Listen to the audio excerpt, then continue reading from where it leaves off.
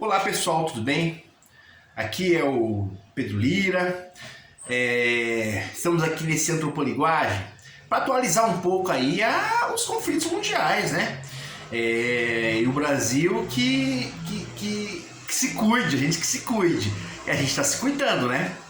O governo brasileiro aprovou 30 bilhões de reais para a defesa a serem distribuídos ao longo de 6 anos para as 3 forças.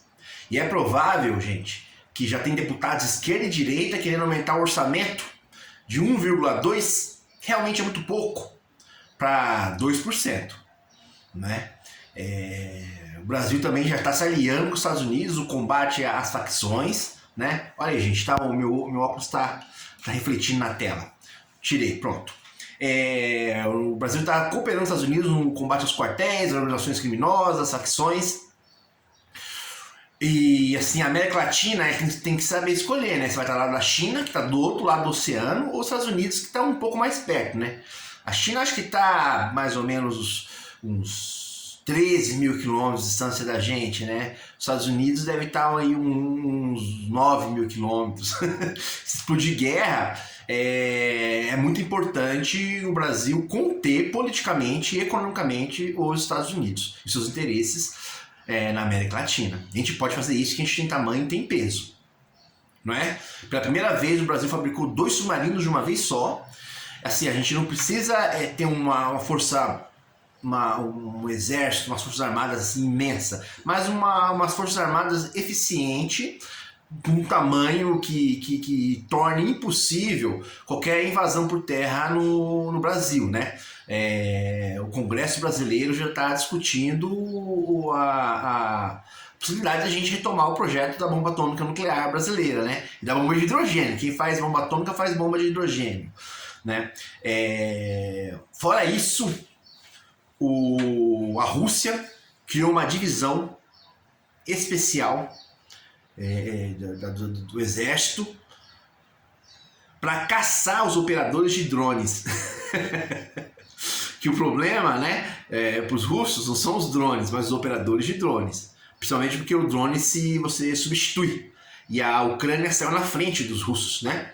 Em relação aos drones, né? Tendo maior diversidade, uma estratégia melhor de uso, descentralizada. Os russos não conseguiram criar uma divisão de drones como os ucranianos tão eficiente, né? Porque principalmente por causa da centralização, da homogeneização dos drones. Entretanto, aos poucos eles estão se tornando páreos para os ucranianos e atacaram com essa, né? Atacaram a estratégia de drones dos ucranianos com uma divisão, né? Que chama-se, se eu não me engano, só um minutinho aqui, gente, acabei de ver. Deixa eu ver. Exatamente, é a divisão Rubicon. Divisão Rubicon, que ela tem recursos ilimitados para caçar pilotos de drone e posições em que haja pilotos de drone, né? Isso é interessante também. E assim, talvez a Ucrânia tenha que reconhecer, né, as exigências territoriais da Rússia, não as exigências, todas as exigências militares, né? Tipo assim, de se desarmar, etc, isso não vai rolar. Principalmente por quê? Porque a guerra já está cansando os dois, né? Ambos já tem mais de provavelmente 1,5 milhão de baixas. Ambos estão colecionando 1,5 milhão de baixas. Isso é muito ao longo desses anos de guerra, né? E o Japão finalmente falou para a China que odeia a China, que pensa em aniquilar a China com bombas nucleares, a primeira ministra japonesa. E o porta-voz do governo chinês falou que ia decapitar a primeira-ministra japonesa. Já tiraram as máscaras e um mostrou pro outro que se odeia, né?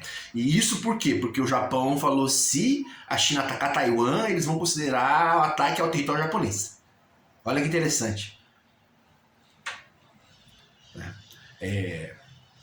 Aqui na América Latina, Maduro está se preparando para renunciar. O ataque norte-americano provavelmente vai acontecer, talvez aí em uma semana, eu acredito. E eu acho que os Estados Unidos ele quer decapitar o Maduro.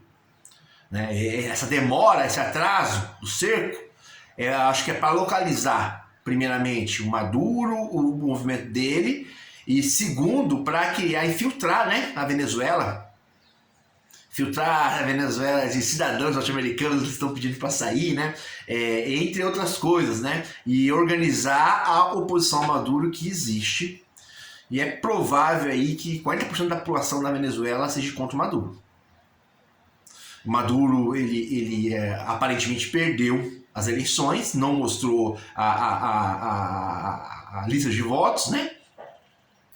E os Estados Unidos acham que ele pode eliminar o Maduro e trocar pela direita, que o exército venezuelano não vai aceitar. Então acho que o ataque está para correr. O que mais assim a gente pode destacar aí de desgraça, né? No mundo. Fora isso, que acho que talvez o que haja de bom assim é que a gente tem que usar esse momento, assim, que o conflito aberto, né? Esse é o preâmbulo da Terceira Guerra Mundial, né? Da conflagração nuclear. Ele tem que usar para o quê? Para criar redes de apoio, tentar se safar do conflito, né? Isso não é impossível. A Suíça e a Suécia, estando no meio da Europa, não participaram nem da Primeira nem da Segunda Guerra Mundial, tendo uma política de neutralidade eficiente. A Suíça, ela simulou sair da política de neutralidade, mas está voltando, né? Principalmente com o ataque à Ucrânia, mas está voltando. Então, assim, o Brasil, a gente tem que ter uma postura de neutralidade, porque haverá um conflito entre Europa e Estados Unidos e o Oriente, né? China, Rússia, Irã, Coreia do Norte. E os Estados Unidos com apoio de duas OTAN, da OTAN Ocidental e da OTAN do Pacífico, né? Que é a Indonésia, Austrália, Japão, Coreia do Sul. E o Brasil a gente tem que se esforçar ao máximo para se manter neutro. Isso se não rolar uma catástrofe, né? Que é uma troca generalizada de bombas nucleares. Aí quem que se defender melhor se sai bem. Gente, eu vou continuar atualizando o canal, vou voltar a falar de temas mais teóricos, mais gerais, né? E vocês vão ter talvez assim, surpresas, né? Aí no canal, vou tentar diferenciar, comentar vídeos, né? Eu preciso profissionalizar o canal e ser mais disciplinado na produção de vídeos. Mas até o próximo vídeo, eu acho que vou lançar uns 2 ou 3 essa semana ainda, porque eu tenho muita coisa para falar. Até mais, um abraço. Prefiro fazer vídeos curtos assim. E até a próxima, pessoal. Tchau, tchau.